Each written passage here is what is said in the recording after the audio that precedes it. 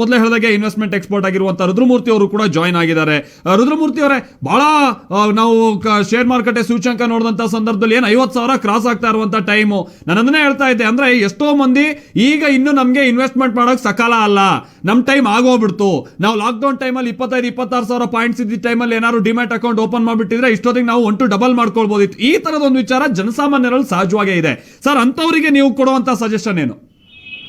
ಹೇಗೆ ಅಂದ್ರೆ ಟ್ರೈನ್ ಹೋಗಾದ್ಮೇಲೆ ನಾವು ಟಿಕೆಟ್ ತಗೊಂಡಂಗೆ ಅಂತ ಆಗತ್ತೆ. ಎಕ್ಸಾಕ್ಟ್ಲಿ.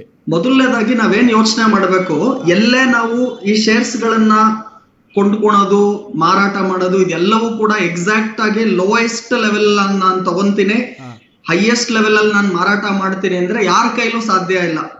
ಎಕ್ಸಾಕ್ಟ್ ಆಗಿ ಲೋಯೆಸ್ಟ್ ಲೆವೆಲ್ ಅಲ್ಲಿ ಬೈ ಮಾಡಿ ಹೈಯೆಸ್ಟ್ ಲೆವೆಲ್ ಅಲ್ಲಿ ಸೆಲ್ ಮಾಡಕ್ ಆಗೋದು ಇಬ್ಬರಿಗೇನೆ. ಒಂದು ದೇವರಿಗೆ, ಇನ್ನೊಂದು ಲಯರ್ ಅಂತೀವಿ ಅಂದ್ರೆ ಸುಳ್ಳು ಹೇಳೋರ್ಗೆ. ನಾನು ದೇವರು ಅಲ್ಲ, ಲಯರು ಅಲ್ಲ. ಸೊ ಇಲ್ಲಿ ನಾವೇನ್ ತಿಳ್ಕೋಬೇಕು, ಶೇರ್ ಮಾರುಕಟ್ಟೆಯಲ್ಲಿ ನಾನು ಲೋಯೆಸ್ಟ್ ಬೈ ಮಾಡ್ತೀನಿ, ಹೈಯೆಸ್ಟ್ ಸೆಲ್ ಮಾಡ್ತೀನಿ, ಇದನ್ನ ಒಂದು ಗ್ಯಾಂಬ್ಲಿಂಗ್ ಡೆನ್ ಅಂತ ನೋಡ್ಕೊಂಡು ಜೂಜಾಟದ ತರ ನೋಡೋರು ಖಂಡಿತವಾಗ್ಲೂ ಇದರಲ್ಲಿ ಲಾಭ ಮಾಡೋದಕ್ ಆಗೋದಿಲ್ಲ.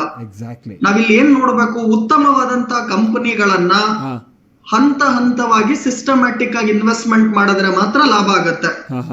ಇಲ್ಲಿ ಯಾವ್ದಿದು ಒಳ್ಳೆ ಕಂಪನಿಗಳು, ಹೇಗ್ ನಿರ್ಧಾರ ಮಾಡೋದು ಹಾಗೂ ಸಿಸ್ಟಮ್ಯಾಟಿಕ್ ಇನ್ವೆಸ್ಟ್ಮೆಂಟ್ ಇಲ್ಲಿ ತುಂಬಾ ಇಂಪಾರ್ಟೆಂಟ್ ಆಗತ್ತೆ. ಜನ ಲಾಸ್ ಮಾಡ್ಕೊಳೋದಕ್ಕೆ ಅಥವಾ ಬಡವರಾಗಿರೋದಕ್ಕೆ ಒಂದೇ ಒಂದು ಕಾರಣ ಇದೆ. ಏನದು ಅಂದ್ರೆ, ನಾಳೆ ಬೆಳಿಗ್ಗೆ ನಾನು ಶ್ರೀಮಂತನಾಗ್ಬೇಕು, ದಿಢೀರ್ ನಾನು ಮುಖೇಶ್ ಅಂಬಾನಿ ಆಗ್ಬೇಕು, ಕೋಟ್ಯಾಂತರ ರೂಪಾಯಿ ಮಾಡ್ಬೇಕು ಅಂತ ಹೋಗೋರೆಲ್ಲರೂ ಕೂಡ ಬಡವರಾಗೆ ಉಳಿತಾರೆ. ಸೊ ಶ್ರೀಮಂತರಾಗೋದಕ್ಕೆ ಹಂತ ಹಂತವಾಗಿ ನಾವು ಹೂಡಿಕೆಯನ್ನ ಮಾಡಬೇಕು, ಟೈಮ್ ಕೊಡಬೇಕು. ನಿಧಾನವಾಗಿ ಶ್ರೀಮಂತರಾದ್ರೆ ಶ್ರೀಮಂತರಾಗೆ ಉಳಿತೀರಾ.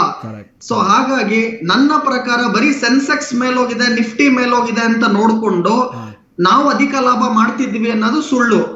ನೋಡಿ, 2020 ಮಾರ್ಚ್ ತಿಂಗಳು ನೀವ್ ಹೇಳ್ದಂಗೆ ಕರೋನಾ ಬಂದ ಟೈಮಲ್ಲಿ ನಿಫ್ಟಿ ಹತ್ತತ್ರ 7,500 ಇತ್ತು, ಇವಾಗ 14,150 ಇದೆ. ಹತ್ತತ್ರ 90% ರಿಟರ್ನ್ ಅನ್ನ ನಿಫ್ಟಿ ಕೊಟ್ಟಿದ್ರೆ, ಸೆನ್ಸೆಕ್ಸ್ ಕೂಡ ಹತ್ತತ್ರ 85% ರಿಟರ್ನ್ ಅನ್ನ ಕೇವಲ ಕಳೆದ 9 ತಿಂಗಳಲ್ಲಿ ಕೊಟ್ಟಿದೆ. ಆದ್ರೆ ಅನೇಕ ಶೇರ್ಗಳು 200-300% ರಿಟರ್ನ್ ಅನ್ನು ಕಳೆದ 9 ತಿಂಗಳಲ್ಲಿ ಕೊಟ್ಟಿದೆ. ಅದೇ ತರ ಅನೇಕ ಶೇರ್ಗಳು 30-40% ಇಳಿಕೆಯನ್ನು ಇದೇ ಲಾಸ್ಟ್ 9 ತಿಂಗಳಲ್ಲಿ ಕಂಡಿದೆ. So it is all to do with stock selection. ಉತ್ತಮವಾದಂತಹ ಷೇರಿನ ಆಯ್ಕೆ ಏನಿದೆ ಅದರಿಂದ ಖಂಡಿತವಾಗ್ಲೂ ದುಡ್ಡು ಮಾಡ್ತೀರಾ. ನಿಧಾನವಾಗಿ ಶ್ರೀಮಂತರಾಗಿ ಲಿವರೇಜ್ ಅನ್ನ ತಗೊಂಡು ಶಾರ್ಟ್ ಟರ್ಮ್ ಟ್ರೇಡಿಂಗ್ ಅನ್ನ ಮಾಡಬೇಡಿ. ಅದು ಮಾಡೋದಕ್ಕೆ ಪರಿಣತೆ ಬೇಕು. ಹೂಡಿಕೆ ದೃಷ್ಟಿಯಿಂದ ನೀವು ನೋಡಿದ್ರೆ ವರ್ಷಕ್ಕೆ 20-25% ರಿಟರ್ನ್ ಮಾಡಿದ್ರು ಕೂಡ FD ರೇಟ್ ಇವತ್ತು ನಿಮಗೆ 5.5%, 6% ಬರ್ತಿದೆ. 24-25% ವರ್ಷಕ್ಕೆ ಮಾಡಿದ್ರು ಕೂಡ FD ಗೂ 5 ಪಟ್ಟು ರಿಟರ್ನ್ ಆಗುತ್ತೆ. ಅದು ಖಂಡಿತವಾಗ್ಲೂ ಬೇರೆ ಎಲ್ಲೂ ಕೂಡ ನಿಮಗೆ ಸಿಗೋದಿಲ್ಲ. ಹಾಗಾಗಿ ಈ ಇಂಡಸ್ಟ್ರೀಸ್, ಸೆಕ್ಟರ್ಸ್, ಸ್ಟಾಕ್ ಸೆಲೆಕ್ಷನ್ ಇದು ತುಂಬಾ ಇಂಪಾರ್ಟೆಂಟ್ ಆಗುತ್ತೆ ಅಂತ ನಾನು ಹೇಳ್ತೀನಿ. ಸರ್, ನೀವು ಹೇಳೋ ಪ್ರಕಾರವಾಗಿ ಯಾವ ಸೆಕ್ಟರ್ ಈಗ ಚೆನ್ನಾಗಿ ಓಡಬಹುದು, ಅಥವಾ ಜನ ಏನಾದ್ರು ಇನ್ವೆಸ್ಟ್ಮೆಂಟ್ ಮಾಡೋದ್ರೆ ಬ್ಯಾಂಕಿಂಗ್ ಸೆಕ್ಟರ್, ಅಥವಾ ಈ ಕನ್ಸ್ಯೂಮರ್ ಡ್ಯೂರಬಲ್ ಸಂಬಂಧಪಟ್ಟಾಗಿನೋ, ಫಾರ್ಮಸಿನೋ, ಅಥವಾ ರಿಯಲ್ ಎಸ್ಟೇಟ್ ಸಂಬಂಧಪಟ್ಟಾಗಿನೋ, ಆಟೋಮೊಬೈಲ್ಸ್, ಯಾವ್ದ್ರ ಮೇಲೆ ಸ್ವಲ್ಪ ಈ ಸದ್ಯದ ಮಟ್ಟಿಗೆ ಭವಿಷ್ಯ ಇದೆ ಅಂತ ಅಂದ್ಕೊಳ್ಬಹುದು? ನೋಡಿ, ನಿಮ್ ಪ್ರಶ್ನೆ ನನಗೆ ಎಷ್ಟು ಇಷ್ಟ ಆಗ್ತಿದೆ ಅಂದ್ರೆ, ಹಳೆ ಕತೆ ಬಿಡಿ ಸರ್, 1 ವರ್ಷ ಏನಾಯ್ತು, ಈಗ ಮುಂದಕ್ಕೆ ಏನಾಗುತ್ತೆ ಹೇಳಿ ಅಂತ. ಅದು ರುದ್ರಮೂರ್ತಿ ಖಂಡಿತವಾಗ್ಲೂ ವೈಜ್ಞಾನಿಕವಾಗಿ ಹೇಳ್ತೀನಿ ಏನಕ್ಕೆ ಅಂತ. ನೋಡಿ, ಈಗ ಏನಾಗ್ತಿದೆ, ಕರೋನಾ ಬಂದಾದ ನಂತರ ನೀವು ಫಿನಾನ್ಷಿಯಲ್ ಪೊಸಿಷನ್ ಅನ್ನ ನೋಡಿದ್ರೆ, ಆರ್ಥಿಕ ವಿಚಾರಗಳನ್ನ ಹಾಗೂ ಯಾವ ರೀತಿ ನಾವು ರಿಕವರ್ ಆಗ್ತೀವಿ ಇದೆಲ್ಲವನ್ನ ನೋಡಿದ್ರೆ, ಮೊದಲನೇದಾಗಿ ಅಂತಾರಾಷ್ಟ್ರೀಯ ಮಾರುಕಟ್ಟೆಯಲ್ಲಿ ಏನು ಡಾಲರ್ ಇಂಡೆಕ್ಸ್ ಇದೆ ಅದು ಖಂಡಿತ ಇಳಿಕೆಯನ್ನ ಕಾಣ್ತಾ ಇದೆ. ಅಮೆರಿಕ ದೇಶದಲ್ಲಿ ಅನೇಕ ದುಡ್ಡು ಪ್ರಿಂಟಿಂಗ್ ಮಾಡಿ ಲಿಕ್ವಿಡಿಟಿಯನ್ನ ಇಂಜೆಕ್ಟ್ ಮಾಡ್ತಿದ್ದಾರೆ ಮಾರ್ಕೆಟ್ ಅಲ್ಲಿ. ಇದರಿಂದ ಏನಾಗ್ತಾ ಇದೆ, ಎಲ್ಲಾ ದೇಶಗಳಿಗೆ ಈ ಡಾಲರಿನ ಹರಿವು ಜಾಸ್ತಿ ಆಗಿ ಡಾಲರಿನ ಮೌಲ್ಯದಲ್ಲಿ ಇಳಿಕೆ ಆಗ್ತಾ ಇದೆ. ಇದು ನಂಬರ್ 1 ರೀಸನ್ ಯಾಕೆ ಇಡೀ ಸ್ಟಾಕ್ ಮಾರ್ಕೆಟ್ ಮೇಲೆ ಹೋಗೋದಕ್ಕೆ ಕಾರಣ ಅಂತ ಹೇಳ್ತಾ ಇದ್ದೀನಿ. ಸ್ಪೆಸಿಫಿಕ್ ಆಗಿ ನೀವು ಸೆಕ್ಟರ್ ಗಳನ್ನ ನನಗೆ ಕೇಳಿದ್ರಿ ಪ್ರಶ್ನೆ, ಮುಂದಕ್ಕೆ ಯಾವ ಚೆನ್ನಾಗಿ ಮಾಡಬಹುದು ಅಂತ. ಈಗ ಕರೋನಾ ಆದ ನಂತರ ಎಲ್ಲರೂ ಕೂಡ ವರ್ಕ್ ಫ್ರಮ್ ಹೋಮ್ ಗೆ ಅಡ್ಜಸ್ಟ್ ಆಗ್ತಾ ಇದ್ದಾರೆ, ಡಿಜಿಟಲ್ ಪೇಮೆಂಟ್ ಗಳಿಗೆ ಜನ ಅಡ್ಜಸ್ಟ್ ಆಗ್ತಾ ಇದ್ದಾರೆ, ಆನ್ಲೈನ್ ಮೋಡ್ ಆಫ್ ಟ್ರಾನ್ಸಾಕ್ಷನ್ಸ್ ಗಳೆಲ್ಲ ಖಂಡಿತ ಜಾಸ್ತಿ ಆಗ್ತಾ ಇದೆ. ಆದ್ರೆ ಈ ಟ್ರಾವೆಲ್ ಟೂರಿಸಂ ಆಗಿರ್ಬೋದು, ಹಾಸ್ಪಿಟಾಲಿಟಿ ಆಗಿರ್ಬೋದು, ಇವೆಲ್ಲವೂ ಕೂಡ ಇಳಿಕೆ ಕಾಣುತ್ತೆ ಅಂತ ಹೇಳ್ತಾ ಇದ್ದೀನಿ. ಹಾ ಹಾ ಸೊ ನನಗೆ ಫಾರ್ಮಾ ಸೆಕ್ಟಾರ್ ಮತ್ತೆ IT ಇನ್ಫಾರ್ಮೇಶನ್ ಟೆಕ್ನಾಲಜಿ ಓಕೆ ಈ ಎರಡೂ ಸೆಕ್ಟಾರ್ ಇವತ್ತಿಂದ ಇನ್ನ ನೆಕ್ಸ್ಟ್ 2-3 ವರ್ಷಕ್ಕೆ ತುಂಬಾ ಚೆನ್ನಾಗಿ ಔಟ್ ಪರ್ಫಾರ್ಮ್ ಮಾಡುತ್ತೆ. ಓಹೋ ಹಾಗೂ ನಾನು ನೆಗೆಟಿವ್ ಇರುವಂತಹ ಸೆಕ್ಟಾರ್ ಅನ್ನ ತಾವು ನೋಡೋದಾದ್ರೆ ಎಸ್ಪೆಷಲಿ ಏರ್ವೇಸ್ ಆಗಿರ್ಬೋದು, ಹೌದು tour and travelism related stocks ಗಳಾಗಿರ್ಬೋದು, Okay. ಇದು ಖಂಡಿತವಾಗ್ಲೂ ಅಂಡರ್ ಪರ್ಫಾರ್ಮ್ ಮಾಡುತ್ತೆ ಅನ್ನೋದನ್ನ ಹೇಳ್ತೀನಿ.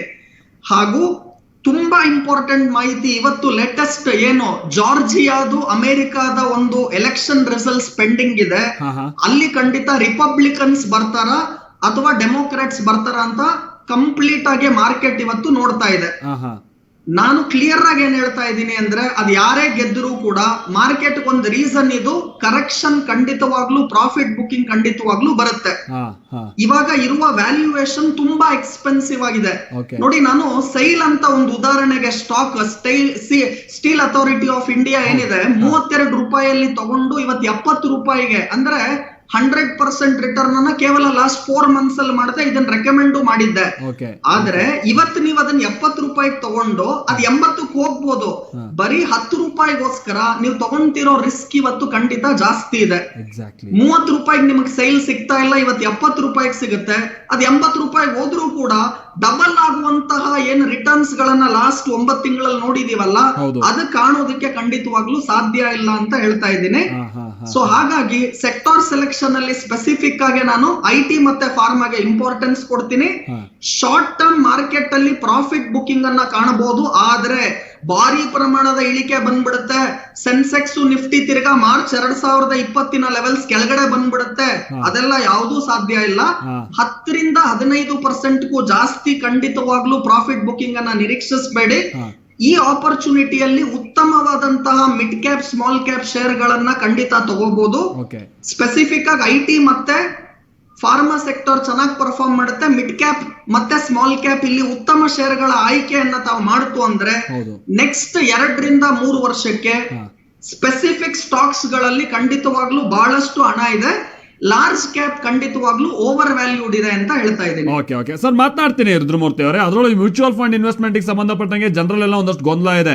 ಹೌದಪ್ಪ, ಬಹಳ ನಮ್ಮ ಹಣ ಸೆಕ್ಯೂರ್ಡ್ ಆಗಿರುತ್ತೆ ಅಂತ ಹೇಳ್ತಾರೆ, ಬಟ್ ಇನ್ವೆಸ್ಟ್ ಮಾಡೋದು ಹೇಗೆ, ಅದ್ರಲ್ಲಿ ರಿಟರ್ನ್ಸ್ ಹೇಗೆ ಅನ್ನುವಂಥದ್ದು ಸಂಬಂಧಪಟ್ಟಂಗೆ ಆ ಗೊಂದಲವನ್ನ ಪರಿಹರಿಸುವಂತ ಕೆಲಸ ಮಾಡ್ತೀನಿ ನಿಮ್ ಜೊತೆಗೆ.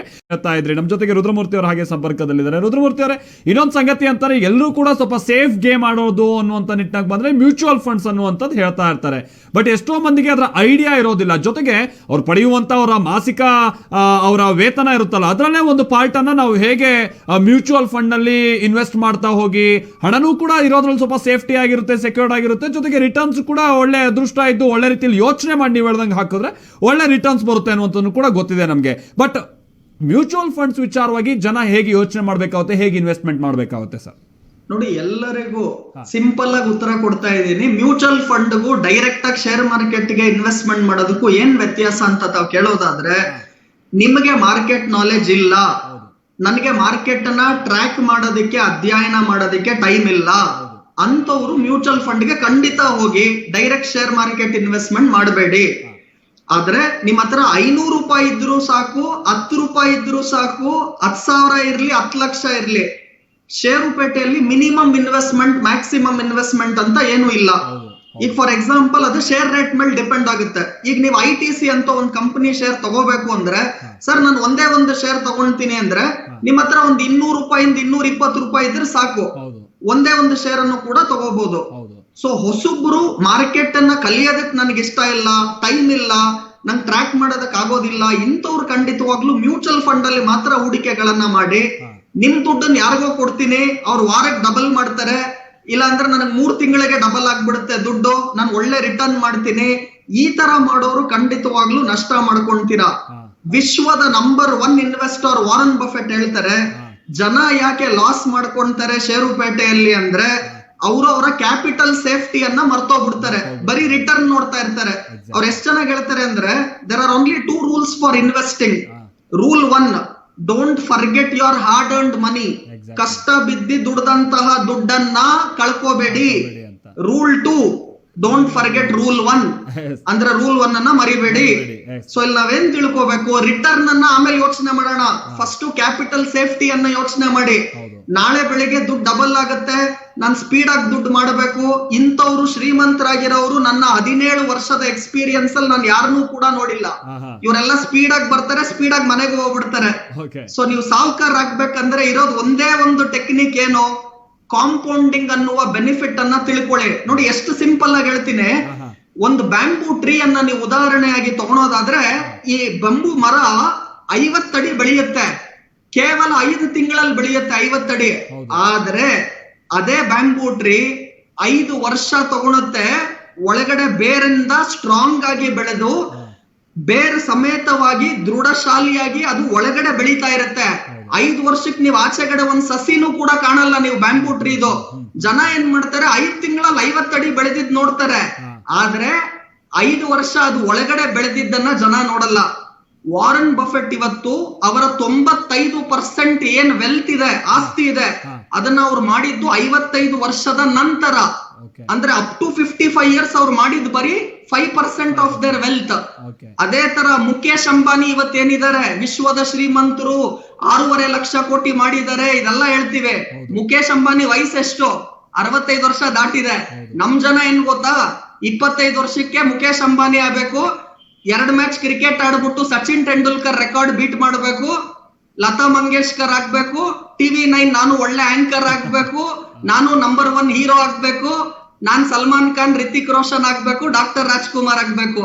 ಅವ್ರು ಪಟ್ಟಿರೋ ಎಫರ್ಟ್ ಅನ್ನು ಕೂಡ ಪಡಬೇಕು, ಟೈಮ್ ಕೊಡಬೇಕು. ಎಕ್ಸಾಕ್ಟ್ಲಿ ಹೌದು ಹೌದು ಹೌದು. ಸೊ ಹಾಗಾದ್ರೆ ಸದ್ಯದ ಮಟ್ಟಿಗೆ ಮ್ಯೂಚುವಲ್ ಫಂಡ್ಗೆ ಇನ್ವೆಸ್ಟ್ ಮಾಡುವಂತದ್ದೇ ಸದ್ಯದ ಸೂಕ್ತ ಅಂತ ಅನ್ಸುತ್ತೆ ಅಲ್ವಾ ರುದ್ರಮೂರ್ತಿ ಅವರೇ? ಮಾರ್ಕೆಟ್ ಗೊತ್ತಿಲ್ಲ, ಹೊಸಬ್ರು ಯಾರ್ಯಾರು ಇದ್ದೀರಾ, ಮಾರ್ಕೆಟ್ ಕಲಿಯೋದಕ್ಕೆ ಟೈಮ್ ಇಲ್ಲ, ಟೈಮ್ ಕೊಡೋದಕ್ಕೂ ನಿಮಗೆ ಆಗೋದಿಲ್ಲ ಅಂದಾಗ ದಯವಿಟ್ಟು ಮ್ಯೂಚುವಲ್ ಫಂಡ್ಸ್ ಗಳ ಮುಖಾಂತರನೇ ಹೂಡಿಕೆ ಮಾಡಿ. ಡೈರೆಕ್ಟ್ ಇನ್ವೆಸ್ಟ್ಮೆಂಟ್ ಶೇರ್ ಗಳಿಗೆ ಮಾಡಬೇಕು ಅಂತಿರೋರು ಲಾರ್ಜ್ ಕ್ಯಾಪ್ ಶೇರ್ ಗಳ ಮುಖಾಂತರ ಸ್ಟಾರ್ಟ್ ಮಾಡಿ. ಎಲ್ಲಾ ದುಡ್ಡನ್ನ ಒಟ್ಟಿಗೆ ಹಾಕ್ಬೇಡಿ, ಸಿಸ್ಟಮ್ಯಾಟಿಕ್ ಆಗಿ ಇನ್ವೆಸ್ಟ್ಮೆಂಟ್ ಮಾಡಿ. Every time is good time.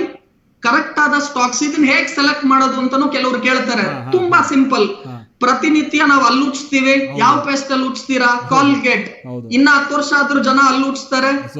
ಅದೇ ತರ ಪ್ರತಿನಿತ್ಯ ನೀವು 2 ವೀಲರ್ ಓಡಿಸ್ತೀರಾ ಅನ್ಕೊಳ್ಳಿ, ಯಾವ್ದು ಓಡಿಸ್ತೀರಾ? Pulsar bike, Bajaj, Hero Honda. ಅದೇ ತರ ಪ್ರತಿ ದಿವಸ ಸೋಪ್ ಉಪಯೋಗಿಸ್ತೀರಾ, ಯಾವ್ದು ಉಪಯೋಗಿಸ್ತೀರಾ? ಹಿಂದೂಸ್ತಾನ್ ಯೂನಿಲಿವರ್. ಶಾಂಪೂ ಉಪಯೋಗಿಸ್ತೀರಾ, again Hindustan Unilever. ITC, Dabur, ಈ ತರದ ಏಷ್ಯನ್ ಪೇಂಟ್, ಮನೆ ಪೇಂಟ್ ಹೊಡಿಸ್ಬೇಕಾದ್ರೆ ಯಾವುದು? Asian paint, HDFC bank. ಈ ತರ ಉತ್ತಮವಾದಂತಹ ಶೇರ್ಗಳನ್ನ ರೇಟೇ ನೋಡಬೇಡಿ, ನೀವು ಖಂಡಿತವಾಗ್ಲೂ ಸಿಸ್ಟಮ್ಯಾಟಿಕ್ ಆಗಿ ಹಂತ ಹಂತವಾಗಿ ಹೂಡಿಕೆ ಮಾಡಿ ವೆಲ್ತ್ ಕ್ರಿಯೇಟ್ ಮಾಡ್ತೀರಾ. ಇಲ್ಲ ನಾನು ನಾಳೆ ಬೆಳಿಗ್ಗೆ ಶ್ರೀಮಂತನಾಗ್ಬೇಕು, ಯಾರಿಗೋ ದುಡ್ಡು ಕೊಡ್ತೀನಿ, ಅವ್ರು ನನ್ ಪರವಾಗಿ ಶೇರ್ ಮಾರ್ಕೆಟ್ ಅಲ್ಲಿ ಇನ್ವೆಸ್ಟ್ ಮಾಡ್ತಾರೆ, ನನ್ ಪರವಾಗಿ ಅವ್ರು ಪ್ರಾಫಿಟ್ ಮಾಡ್ಕೊಡ್ತಾರೆ ಅಂತ ಮಾಡೋರೆಲ್ಲರೂ ಕೂಡ ಯಾಕೆ ನಷ್ಟ ಮಾಡ್ಕೊಂತಾರೆ ಅಂದ್ರೆ ಅವ್ರು ಕ್ಯಾಪಿಟಲ್ ಸೇಫ್ಟಿಯನ್ನ ಮರಿತಾ ಇದ್ದಾರೆ, ಬರೀ ರಿಟರ್ನ್ ಅನ್ನ ನೋಡ್ತಾ ಇದ್ದಾರೆ. ಸೊ ಹಾಗಾಗಿ ಹಣವನ್ನ ಡೈವರ್ಸಿಫೈ ಮಾಡಿ. ಎಲ್ಲವನ್ನು ಮ್ಯೂಚುವಲ್ ಫಂಡ್ ಹಾಕ್ಬೇಡಿ, ಎಲ್ಲವನ್ನ ಡೈರೆಕ್ಟ್ ಸ್ಟಾಕ್ ಮಾರ್ಕೆಟ್ಗೂ ಹಾಕ್ಬೇಡಿ, ಎಲ್ಲವನ್ನ ಬರೀ ಗೋಲ್ಡ್ ಹಾಕ್ಬೇಡಿ. ಸಾಲ ಮಾಡ್ಬಿಟ್ಟು ಹೂಡಿಕೆ ಮಾಡಿ ದುಡ್ಡನ್ನು ಡಬಲ್ ಮಾಡ್ತೀನಿ, ಈ ತರದ ಎಲ್ಲಾ speed way of becoming rich ಅಂತ ನಾನೇನ್ ಹೇಳ್ತೀನಿ ಇದನ್ನ ಬಿಟ್ಬಿಟ್ಟು ವೈಜ್ಞಾನಿಕವಾಗಿ ಹಂತ ಹಂತವಾಗಿ ಶ್ರೀಮಂತನಾಗ್ಬೇಕು ಅಂದ್ರೆ ಖಂಡಿತವಾಗ್ಲೂ ನೀವು ಶ್ರೀಮಂತರಾಗ್ತೀರಾ. ಕೊನೆಯದಾಗಿ ನಾನು ಹೇಳ್ತಾ ಇದ್ದೀನಿ, ಹುಟ್ಟುವಾಗ ಮನುಷ್ಯ ಮಾತ್ರ ಬಡವನಾಗಿ ಹುಟ್ಟೋದಕ್ಕೆ ಸಾಧ್ಯ ಇದೆ. ಸಾಯುವಾಗ ಅವನು ಬಡವನಾಗೆ ಸಾಯ್ತಾ ಇದ್ದಾನೆ ಅಂದ್ರೆ ಅದಕ್ಕೆ ಅವನೇ ಕಾರಣ. ಸೊ ನೀವು ಸಾಯುವಾಗ ಬಡವರಾಗಿ ಸಾಯೋದಕ್ಕೆ ಸಾಧ್ಯ ಇಲ್ಲ, ಅದನ್ನ ನೀವು ಚಾಯ್ಸ್ ಮಾಡ್ಕೋಬೇಕು. ಬರೀ ಹುಟ್ಟುವಾಗ ಮಾತ್ರ ಬಡವರಾಗೋದಕ್ಕೆ ಸಾಧ್ಯ ಇದೆ. ಇಂತಹ ಕಾರ್ಯಕ್ರಮದ ಮುಖಾಂತರ ಇಷ್ಟು ಡೀಟೇಲ್ ಆಗಿ ವೈಜ್ಞಾನಿಕವಾಗಿ ನಿಮಗೇನ್ ಸಿಗ್ತಾ ಇದೆ ಇವತ್ತು TV9 ಕಾರ್ಯಕ್ರಮದ ಮುಖಾಂತರ, ಇದನ್ನ ತಿಳ್ಕೊಂಡು ಅಳವಡಿಸ್ಕೊಳ್ಳಿ. ಸುಮ್ನೆ ಕೇಳಿಸ್ಕೊಂಡು ಒಂದ್ ಫಿಲಂ ನೋಡಿದ್ರೆ ಪ್ರಯೋಜನ ಇಲ್ಲ. ಇದನ್ನ ಅಳವಡಿಕೆ ಯಾರು ಮಾಡ್ತಾರೆ ಖಂಡಿತವಾಗ್ಲೂ ಅವರು ಶ್ರೀಮಂತರಾಗ್ತಾರೆ. ಟೈಮ್ ಹೇಳಕ್ ಆಗೋದಿಲ್ಲ, ಇವತ್ತಲ್ಲ ನಾಳೆ ಹಾಗೆ ಆಗ್ತಾರೆ ಅನ್ನೋದನ್ನ ಖಂಡಿತವಾಗ್ಲೂ ಹೇಳ್ತೀನಿ. ಇದು ಈ ಹೊಸ ವರ್ಷದ 2021 ಇನ್ವೆಸ್ಟ್ಮೆಂಟ್ ಮೆಸೇಜ್ ಅನ್ನೋದನ್ನು ಕೂಡ ಹೇಳ್ತಾ ಇದ್ದೀನಿ. ಥ್ಯಾಂಕ್ ಯು ರುದ್ರಮೂರ್ತಿ ಅವರೇ, ಧನ್ಯವಾದ.